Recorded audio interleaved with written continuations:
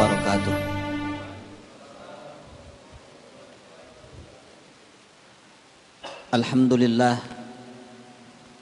Alhamdulillahi hamdan yuwafi ni'amahu yukafi'u mazidah. Ashhadu an la ilaha illallah wahdahu la syarikalah. Wa ashhadu anna Muhammadan abduhu wa rasuluhu la nabiyya wa la rasula ba'dah. Allahumma salli wa sallim wa barik ala sayyidina Muhammadin ibni Abdullah wa ala alihi wa ashabihi wa man tabi'ahum bi ihsanin ila yaumis sa'ah, amma ba'd. Allahumma la sahla illa ma ja'altahu sahla wa anta taj'alul hazna idza syi'ta sahla. Allahumma anfa'na bima 'allamtana wa 'allimna ma yanfa'una wa zidna ilman. Allahumma faqihna fid dini wa 'allimna ta'wil. Subhanaka la ilma lana illa ma 'allamtana innaka antal alimul hakim. Shadaqallahul adzim. Mudah-mudahan iktikaf singkat kita pada kesempatan siang hari ini seluruhnya disertai dengan rahmat, berkah serta ridha dari Allah Subhanahu wa taala. Amin ya rabbal alamin. Bapak Ibu jamaah salat zuhur yang dimuliakan Allah.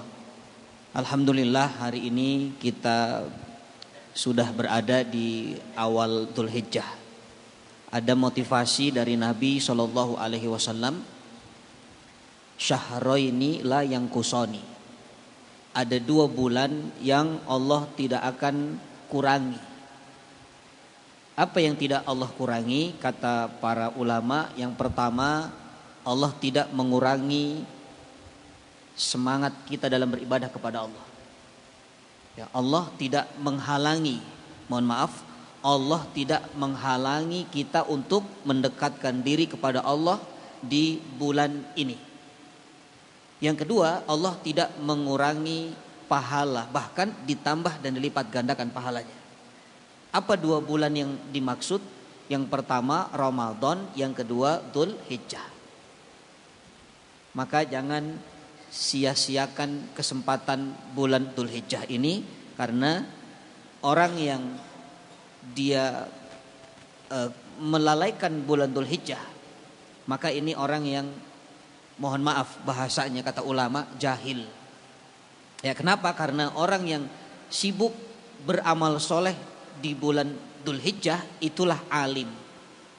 Dia alim karena dia tahu ketentuan, keutamaan, maka dia sibuk dengan beramal.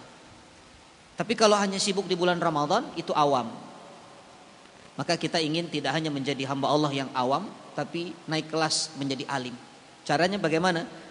Sibukkan diri kita di bulan Dzulhijjah ini, khususnya di 10 awal ini, dengan kebaikan-kebaikan. Maka yang mau berkurban sudah niat dalam hatinya untuk meluruskan niatnya. Jangan cukur rambutnya, jangan potong kukunya ya dari hari ini. Sabar. Kapan nanti boleh potong atau boleh cukurnya? Ketika sudah disembelih hewannya. Ya, apa hikmahnya? Kata para ulama, ini ada yang mengatakan bentuk solidaritas kita terhadap saudara muslim kita yang sedang berihram.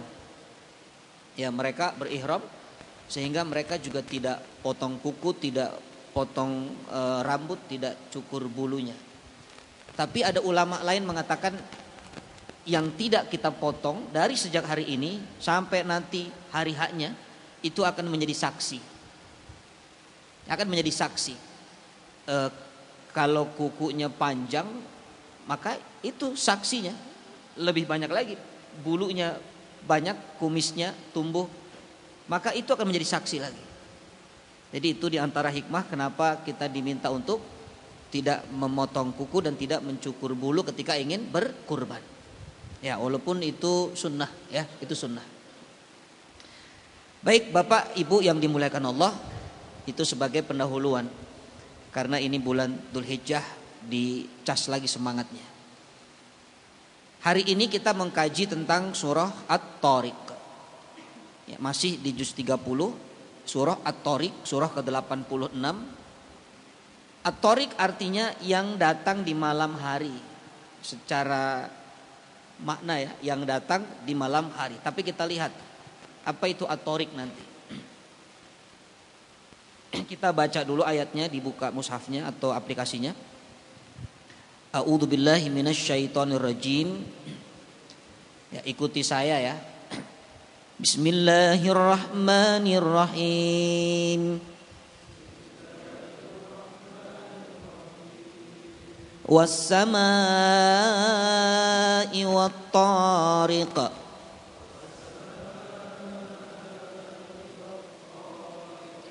Wa ma adraka mat-tariq.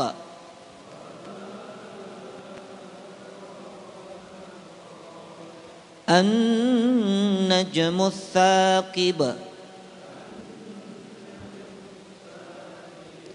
In kullu nafsin lamma 'alaiha hafiz.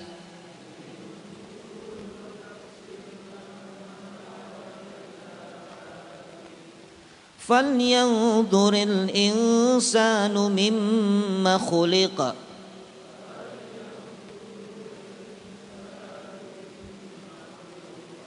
Khuliqa min ma'in dafiq.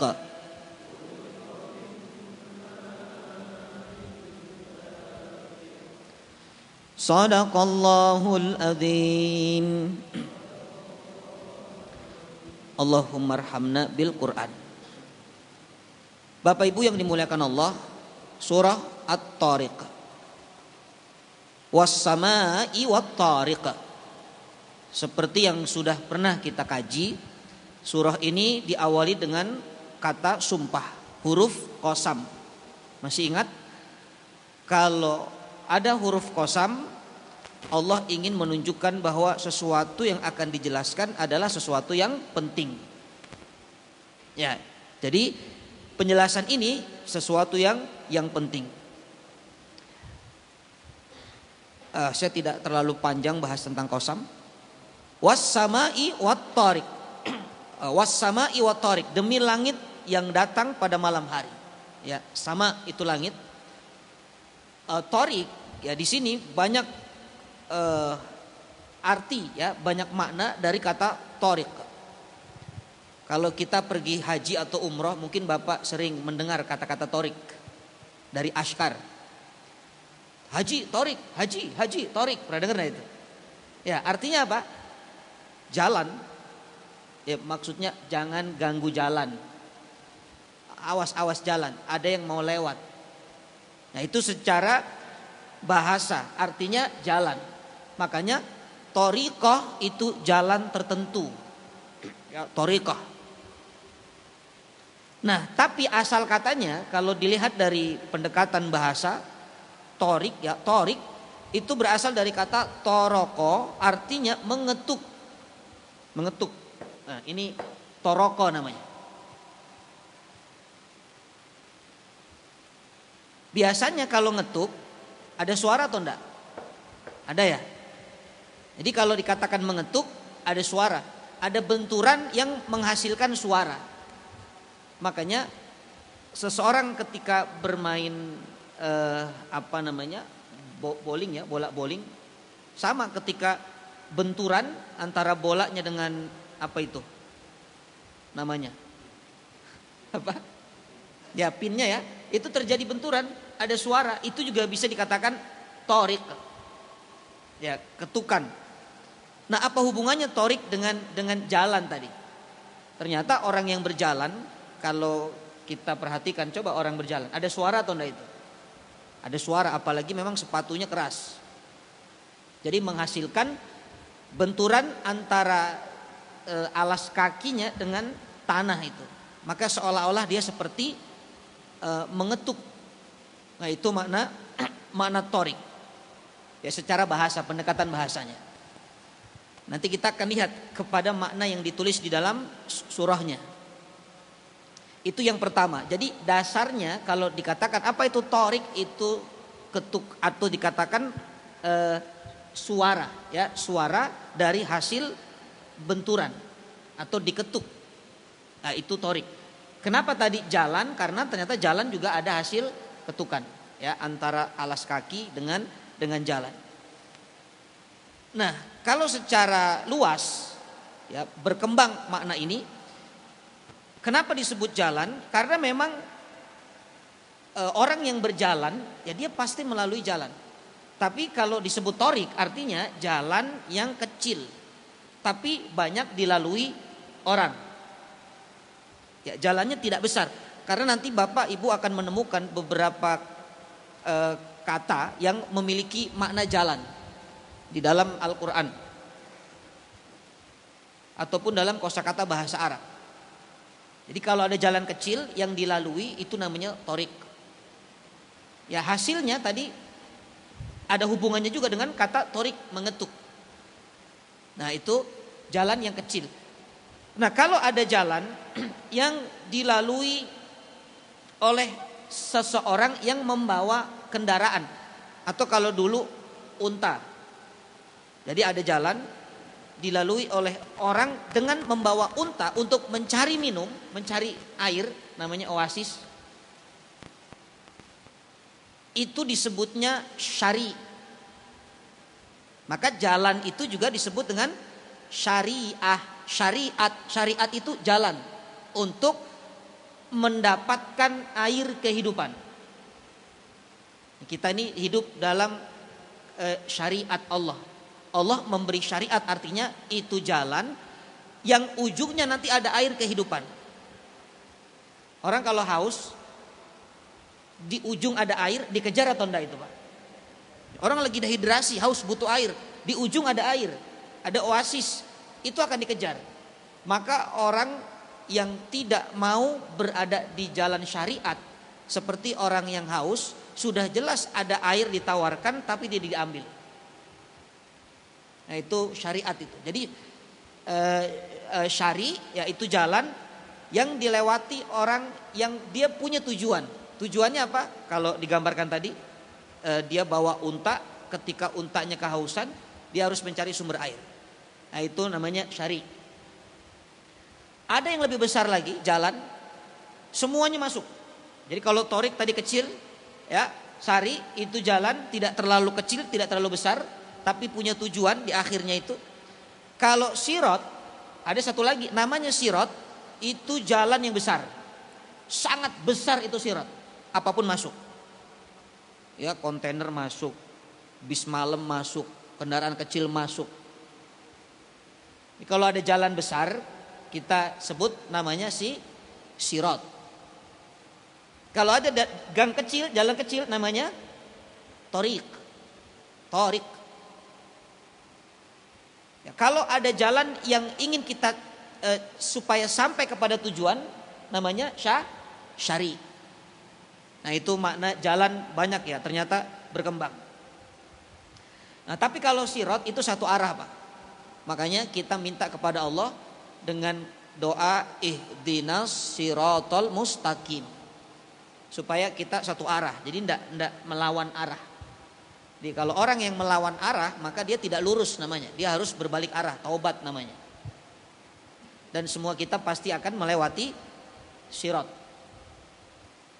Orang yang sudah melewati sirot, maka sudah harus banyak bersyukur kepada Allah. Kata para ulama, karena sirot itu ujungnya surga.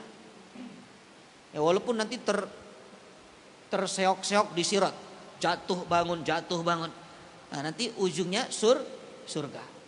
Makanya kalau sudah di sirot itu sudahlah tanda insya Allah kita ini menjadi ahli surga. Amin ya rabbal alamin. Nah, tapi kenapa ini di ayat ini yang datang di malam hari? Torik di sini datang di malam hari. Maka nanti dijelaskan di ayat ketiga, ya, lebih jelas lagi maknanya. Tapi saya akan sampaikan singkat. Kalau ada seseorang yang datang di malam hari, ya, misal dalam kegelapan dia ketuk pintu rumah kita, ada tamu, dia ketuk pintu, itu juga torik namanya.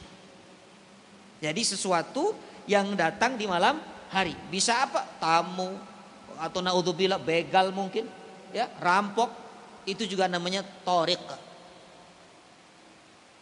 Nah, Bapak Ibu dimuliakan Allah, sehingga nanti ada hubungan dengan tamu ya. Kenapa disebut yang datang di malam hari itu torik? Allah di sini menjelaskan. Kalau kita mendefinisikan makna torik tadi dengan berbagai makna, ya ada dikatakan yang mengetuk, ya memang itu ketukan atau jalan. Allah punya penjelasan tersendiri. Karena ini firman Allah, Allah yang paling tahu maksud apa yang disebutkannya.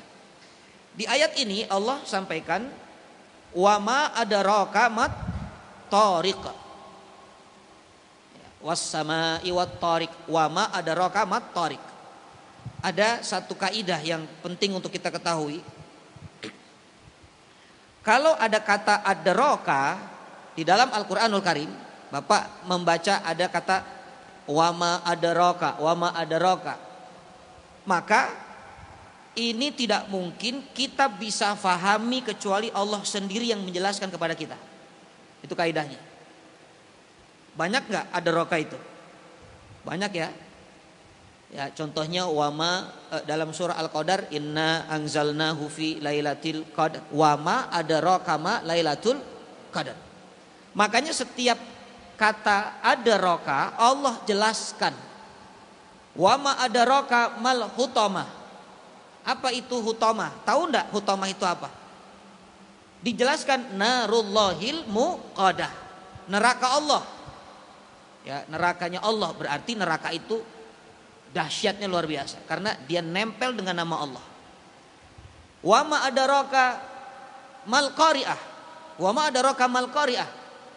Kalian tahu enggak apa itu kiamat? Dijelaskan oleh Allah, yauma yakunun nasu kal farashil mabthus. Wa ma adraka ma lailatul qadar. Lailatul qadri khairun min alfi syahrin. Dijelaskan oleh Allah.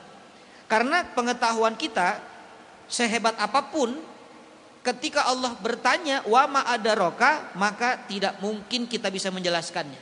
Termasuk Rasulullah SAW. Ya, Nabi juga tidak tahu kalau Allah tidak beri tahu.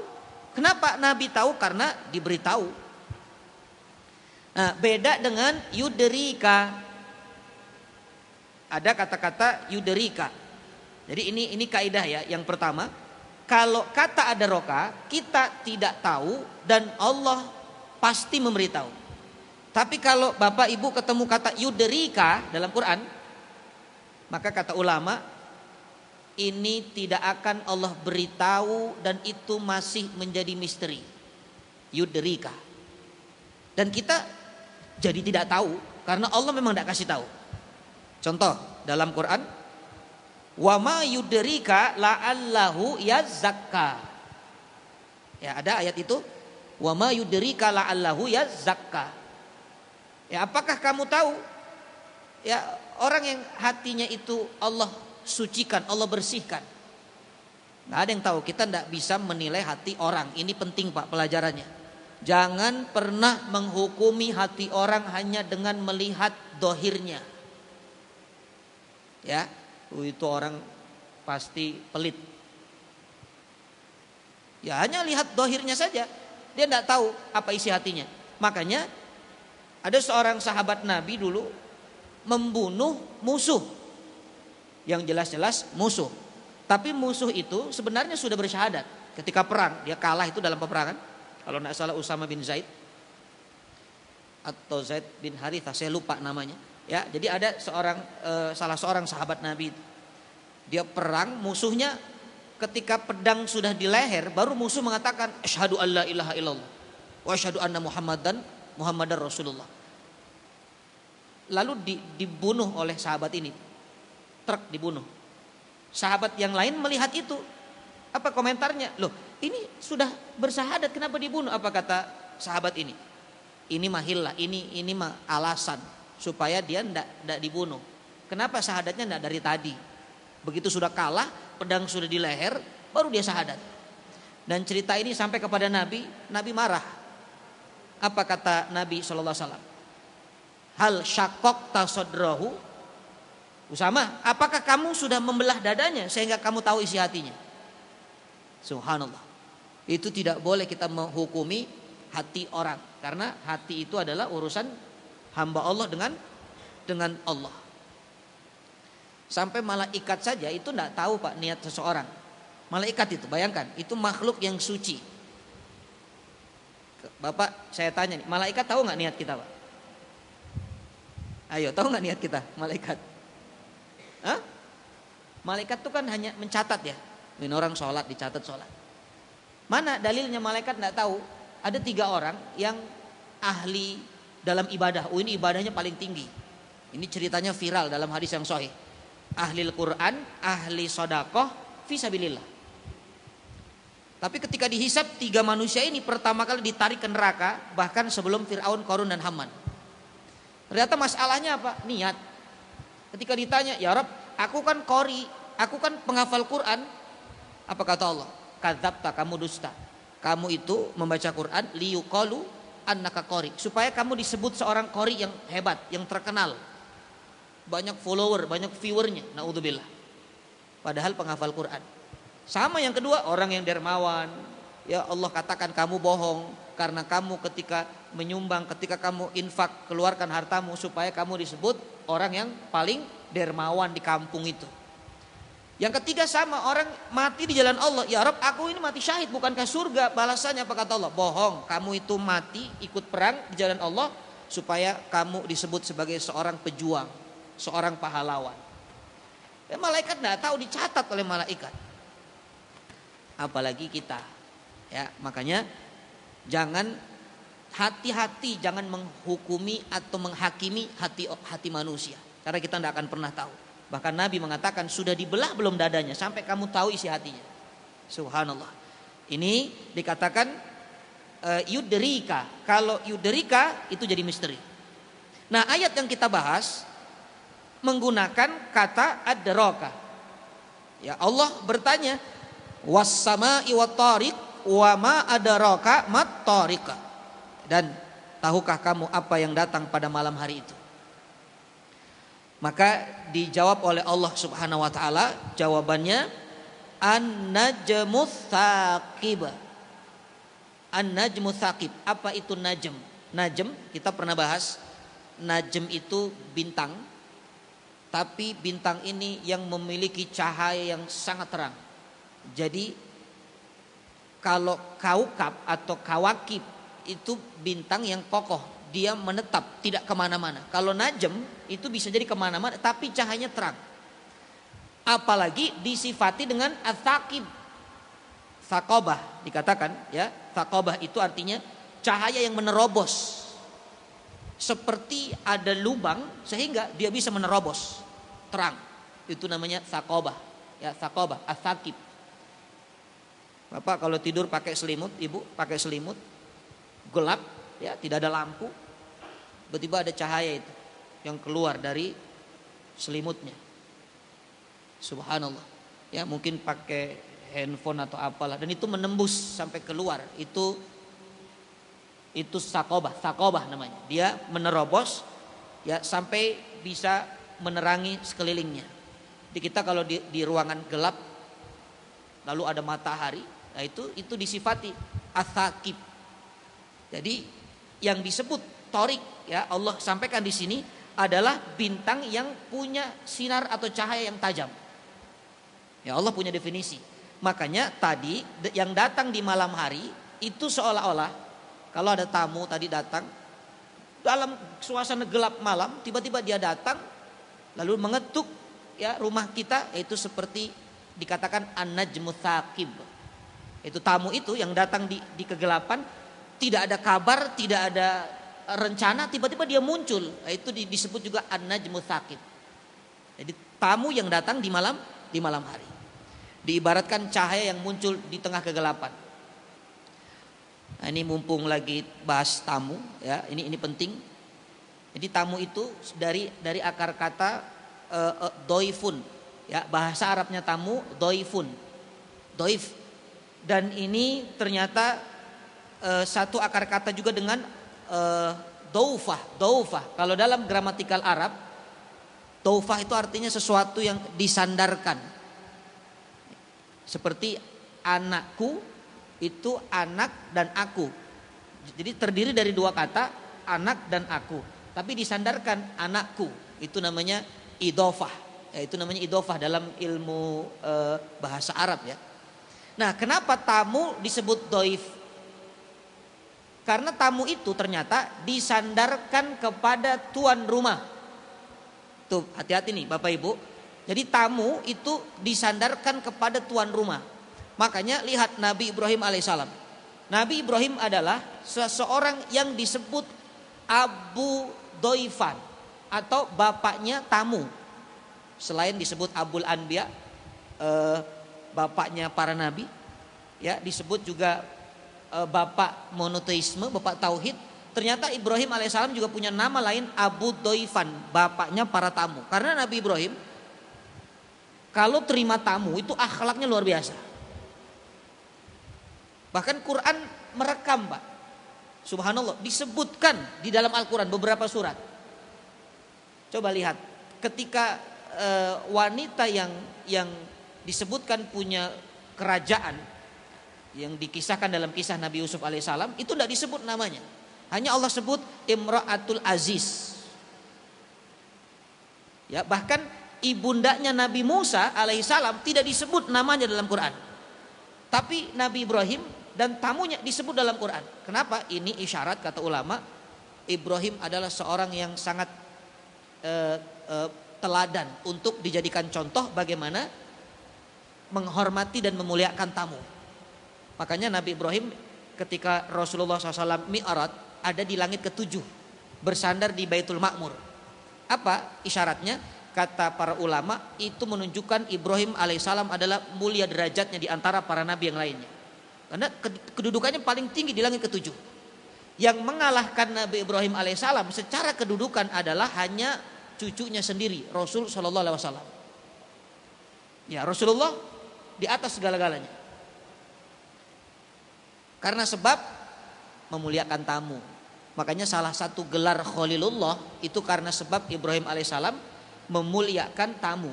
Selain Nabi Ibrahim juga lulus dari ujian-ujian yang Allah berikan kepada beliau. Di antaranya menyembelih Ismail alaihissalam. Nah, maka apa hubungannya dengan Torik? Ya, dengan Torik, karena ternyata Torik itu dikatakan an-najmu tsaqib, yaitu bintang yang terang yang muncul, yang sinarnya tajam ketika dalam kegelapan.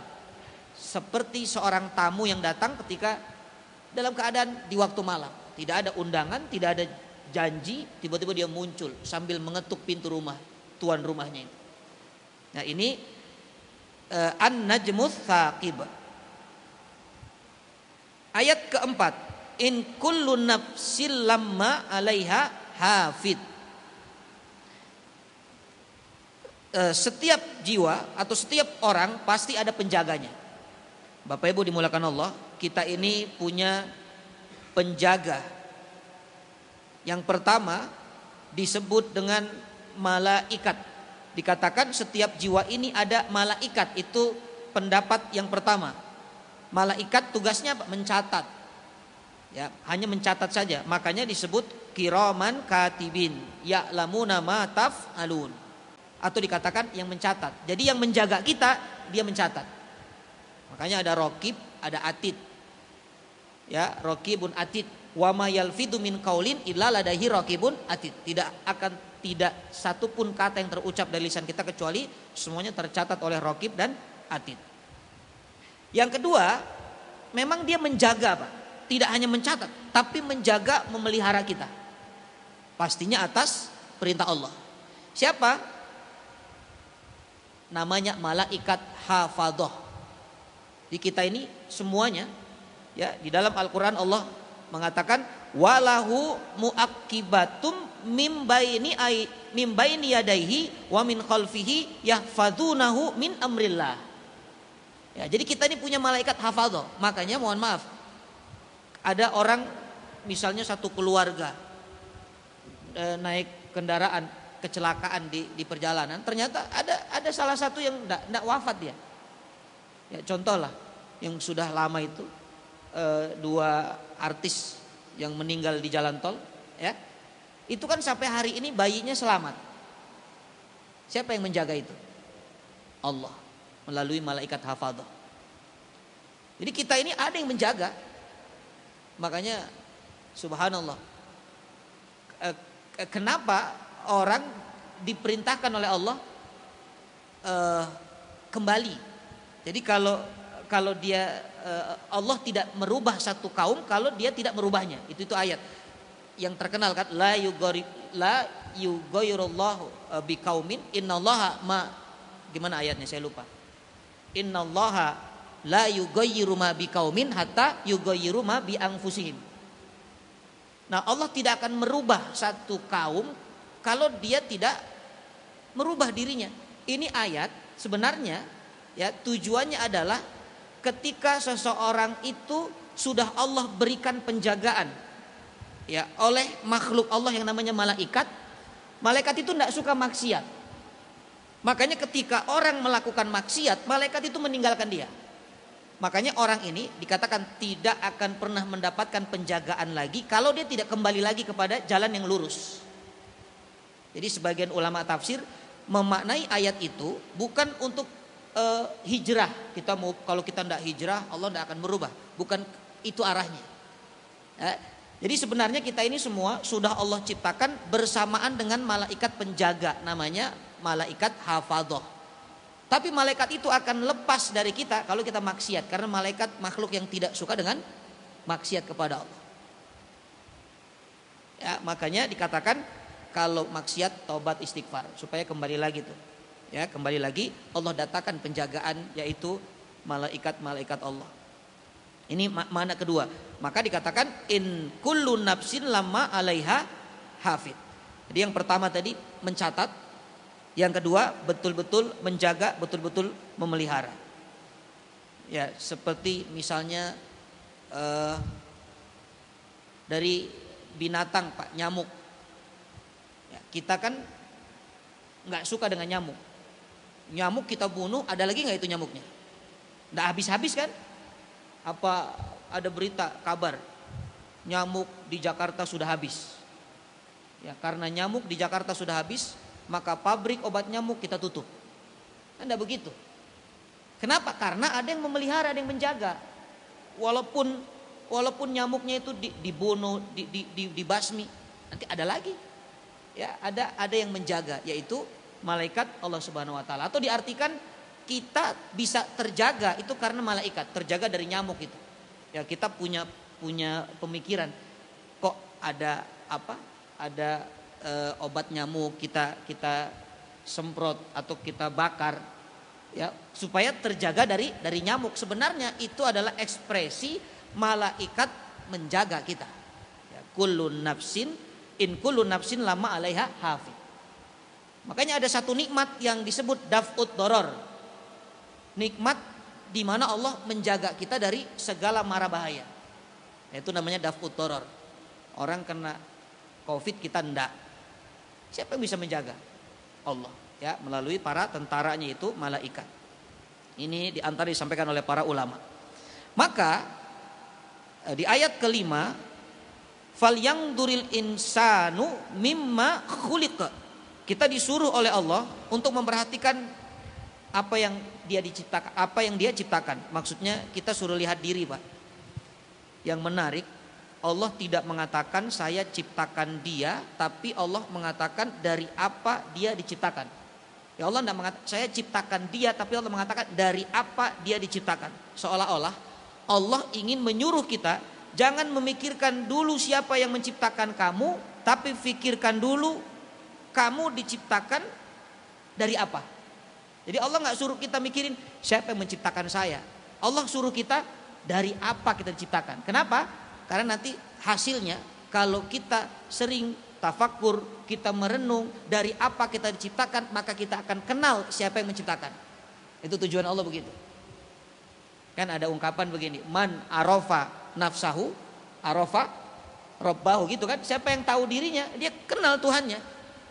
Makanya coba lihat, kita diciptakan ini dalam surah Al-Alaq Allah sudah sampaikan. Iqra bismi rabbikal ladzi khalaq, khalaqal insana min alaq. Allah menciptakan manusia itu ya dari alaq. Apa itu alaq, Pak? Alaq itu kata ulama sesuatu yang, kalau dari pendekatan bahasa, sesuatu yang digantung, sesuatu yang bergantung, itu alaq. Artinya kita manusia tidak mungkin bisa hidup kecuali bergantung. Kita ini saling membutuhkan, kita makhluk sosial, ada ketergantungan, nggak bisa hidup sendiri. Contoh, dari yang paling kecil Pak, yang paling ringan, senyum. Senyum bisa nggak sendiri? Bisa aja sih, tapi konsekuensinya Anda akan dibilang gila. Itu dari hal yang kecil, senyum. Sedekah harus ada yang menerima. Jadi kita nih makhluk yang memang dari awalnya sudah Allah katakan alat, bergantung. Oh, berarti kita mikir tidak ada tempat yang paling kuat untuk bergantung kecuali yang menciptakan saya, yaitu Allah. Makanya disebut Allah Ahad, Allah As-Samad. Apa bedanya tuh? Ahad, Somad. Kalau Ahad itu tidak berbilang, tidak ada bagian. Kalau Somad itu kata ulama padat. Tidak ada berbilang karena Allah tidak terdiri dari bagian-bagian. Beda dengan kita. Kita ini ada bagian Pak. Disebut manusia karena ada ruh, ada jasad, ada panca indera nih, ada telinga, hidung. Ya, makanya sempurna ini manusia. Jam tangan disebut jam tangan karena ada bagian, ada angkanya, ada talinya, ada jarumnya. Tapi kalau cuman angka tidak jadi jam tangan, cuman jarum belum jadi jam tangan. Tapi kalau Allah itu tidak ada bagian-bagian. Bahkan satu-satunya kata yang tidak ada bentuk kedua dan bentuk ketiga itu Allah. Yang lain semua kata punya bentuk kedua dan ketiga. Tapi Allah nggak ada, Allahu, Allahani, Allahat itu nggak ada. Ya, tapi semua kata ada. Nah ini ahad namanya. Somad itu padat. Kenapa? Karena sesuatu yang berlubang dia pasti lemah. Sesuatu yang punya lubang dia pasti lemah. Contoh, kita punya kerongkongan, makanya kita lemah kalau tidak makan. Ya, makanya iblis ketika masuk ke jasadnya Adam, ketika belum dikasih ruh Pak, itu iblis main ke jasadnya Adam, masuk dia. Apa dia katakan? Ini makhluk lemah. Kenapa? Karena punya kerongkongan, pasti butuh makan. Yang kedua, punya lubang di belakang, pasti dia butuh dikeluarkan. Makanya kita lemah. Kekenyangan juga lemah, apalagi kelaparan. Tapi mana yang lebih nikmat, Pak? Ya, yang lebih nikmat ketika mau makan atau ketika mau dikeluarkan, mana lebih nikmat? Hah? Lebih nikmat keluar ya. Mohon maaf Bapak, kalau lagi makan ini sudah dihidangkan, tiba-tiba kebelet, mana didahulukan tuh? Makan atau kebelet dulu? Itu maknanya pengeluaran itu lebih nikmat daripada pemasukan. Subhanallah. Ya. Jadi ini dikatakan kita diminta Allah untuk melihat diri kita. Supaya kalau kita sudah melihat diri kita ini, kita tahu ya betapa hebatnya Allah Subhanahu wa taala. Falyamduril insanu mimma khuliqa mimma indafiq. Ya, ayat terakhir ini, khuliqa mimma indafiq. Allah mengatakan kepada kita manusia diciptakan dari air yang terpancar. Ya, dafik itu artinya memancar dengan sendiri, Pak. Jadi dafik memancar dengan sendiri, bukan dipancarkan oleh kita. Maksudnya ini memang dia ada dorongan kuat keluar. Makanya mohon maaf, bukti kalau manusia lemah, ya, bukti kalau manusia lemah menahan ini babnya dewasa ya, tapi memang ini kata ulama, ya, dia tidak mampu menahan apa yang ada dalam dirinya, ya. Salah satunya ketika dia ingin memancarkan air, ya, air dikatakan sperma, ya, dia tidak bisa menahan itu, nggak ada ditahan. Buat besok nggak ada, iya kan? Itu tanda kita itu lemah. Ya, subhanallah, dikatakan mimain dafik, air yang memang terpancar, memancar dengan sendirinya dan kita tidak bisa menahan maksudnya. Ya, sehingga ini renungan bagi kita bahwa ternyata kita ini apa kesimpulannya, kita ini lemah. Ya, kita ini lemah. Nah, maka ayat ini ya, nanti di ayat ke-7, ke-8, ke-9 baru ada jawaban di sana. Ya, kita akan kenal dengan Tuhan kita, dengan Allah Subhanahu wa taala. Siapa Allah itu? Ini ayat sekali lagi kita harus ingat ini ayat berbicara tentang hari akhir kiamat. Maka ini pendekatannya nasihat untuk orang-orang kafir yang tidak percaya dengan hari kebangkitan. Karena kita masih berada di topik itu. Maka nanti hikmahnya ujungnya kenapa suruh lihat diri kita? Oh, kita ini diciptakan dari pancaran air yang kita tidak bisa menahannya. Nanti baru ayat 7, ayat ke-8, nah di situ ketemu bahwa orang-orang ini harus mengambil ibroh.